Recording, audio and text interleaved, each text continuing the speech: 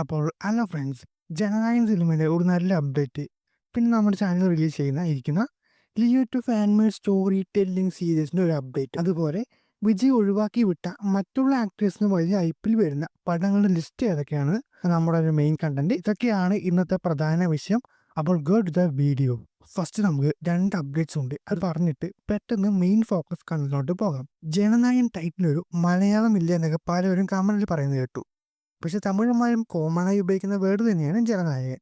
അപ്പോൾ നമ്മുടെ അപ്ഡേറ്റ് ഞാൻ മുമ്പത്തെ വീഡിയോയിൽ പറഞ്ഞായിരുന്നു, Jananayakan Tamil politics base ചെയ്തായിരിക്കും story എന്ന് പറഞ്ഞായിരുന്നു. എന്നാൽ ലേറ്റസ്റ്റ് അപ്ഡേറ്റ് പ്രകാരം റീസെൻ്റായി ഇന്ത്യയിൽ വിവാദമായ ഒരു സംഭവം പടത്തിൽ ആഡ് ചെയ്തിട്ടുണ്ടെന്നാണ് പറയുന്നത്. ജസ്റ്റ് ഒരു തമിഴ്നാട് മാത്രമല്ല, ഓൾ ഇന്ത്യയിൽ നടന്ന ഇഷ്യൂസ് ഒക്കെയാണ് പടത്തിൻ്റെ കണ്ടന്റ് എന്നാണ് ഇപ്പോൾ കേൾക്കുന്ന ഒരു ന്യൂസ്. അങ്ങനെയൊക്കെ ഉണ്ടെങ്കിൽ ട്രെയിലർ റിലീസിന് ശേഷം ഈ പടത്തിന് വൻ പ്രശ്നങ്ങൾ സംഭവിക്കാൻ ചാൻസ് ഉണ്ട്. തമിഴ്നാട്ടിൽ എന്തായാലും ഷുവറാണ്, ഓൾ ഇന്ത്യ ലെവൽ ഉണ്ടെങ്കിൽ നല്ല ഇഷ്യൂ വരാൻ ചാൻസ് ഉണ്ട്.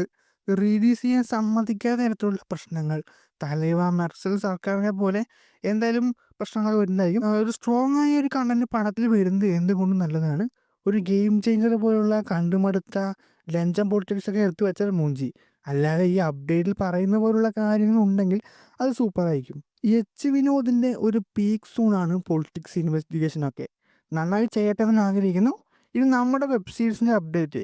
ഞാൻ ഇതുവരെ അതിൻ്റെ റിലീസ് ചെയ്യുന്ന ദിവസം പറഞ്ഞിട്ടില്ല. അതിനു വേണ്ടി തന്നെ സ്പെഷ്യലായിട്ട് ഒരു ചെറിയൊരു ടീസർ നമ്മൾ വരുന്ന ദിവസത്തിൽ റിലീസ് ചെയ്യുന്നതാകും. സീരീസ് എപ്പോഴാണെന്നുള്ളൊരു ഡേറ്റ് വരെ കൊടുത്തുള്ള ടീസർ ആയിരിക്കും. നമ്മുടെ സബ്സ്ക്രൈബേഴ്സ് എല്ലാവരും സപ്പോർട്ട് ചെയ്ത് നിൽക്കുക. ഉടൻ തന്നെ അതിനൊരു ചെറിയൊരു ടീസർ റിലീസ് ചെയ്യുന്നതായിരിക്കും. എല്ലാവരും വെയിറ്റ് ചെയ്യുക.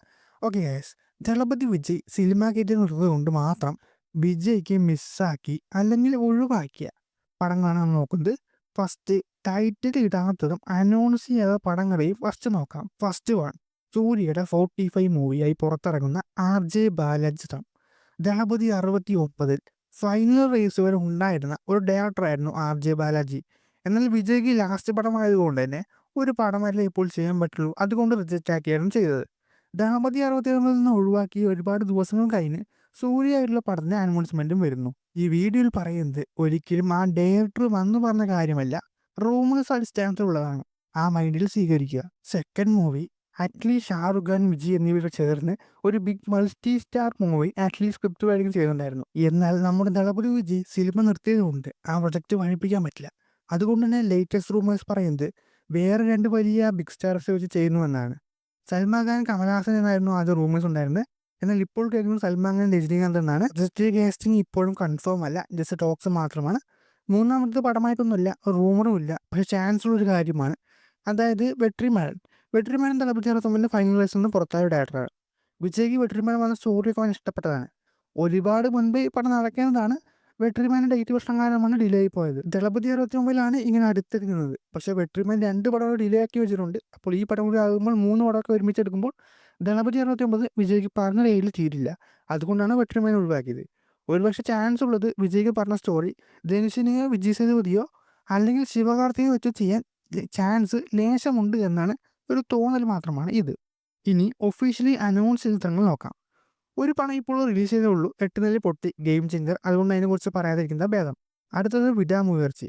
ഇതിൽ ഡയറക്ടർ മകൾ തിരുമേനി ദളപതി 65 ചെയ്യുന്ന ഡയറക്ടറാണ്. ഉദയനിധി കാരണമാണ് ആ പടം ബീസ്റ്റായി മാറിയത്. അന്നേരം തന്നെ മകൾ 3 സ്റ്റോറി വിജയ്ക്ക് പറഞ്ഞിരുന്നു. 3ഉം വിജയ്ക്ക് ഇഷ്ടപ്പെട്ടു. ഏത് ചൂസ് ചെയ്യണമെന്ന് അറിയാണ്ട് നിങ്ങൾ തന്നെ ഒരു പടം ചൂസ് ചെയ്യാനാണ് പറഞ്ഞത്. റൂമേഴ്സ് പ്രകാരം ആ 3 സ്റ്റോറിയിൽ ഒരു സ്റ്റോറി വിടാമൂർച്ചി എന്നാണ് പറയുന്നത്. വിടാമൂർച്ചി എന്നത് ബ്രേക്ക് ഡൗൺ മൂവിയുടെ റീമേക്കാണ്. ലാസ്റ്റായിട്ട് പറയുന്ന പടം സൂര്യനെ നായകനാകുന്ന റെട്രോ. ഈ സ്റ്റോറി ദളപതി 69 മുൻപന്തിയിൽ ഉണ്ടായിരുന്ന പടം എന്നാണ് കേൾക്കുന്നത്.